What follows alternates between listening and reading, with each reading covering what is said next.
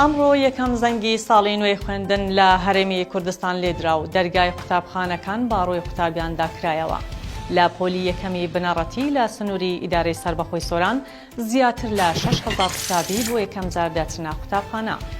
ئەحمەد حەمەدەمین لە ڕاگەیاندنی بەڕێوەبەراتی گشتی پەروەردەی سۆران بازاری کرمانجی ڕاگەیاند 6,333 قوتابی لە پۆلی یەکەمی بنەڕەتی لە سنووری پەروەردەکانی ئیدارەی سەربەخۆی سۆران وەرگیراون. باپێ ئەو ئامارەی تا ئێستا گەیشتوۆتە بەڕێوەبەراتی گشتی پەروەردەی سۆران. باپێ بە دواداچوونەکانی زاری کرمانجی ئەمڕۆ لەگەڵ یەکەم ڕۆژی ساڵی نوێی خوێندن و کردنەوەی دەرگای قوتابخانەکان لە ئیدارەی سۆران 110,000 مامۆستا و قوتابی و فەرمانبەر ڕوویان لە ناوەندەکانی خوێندن کرد.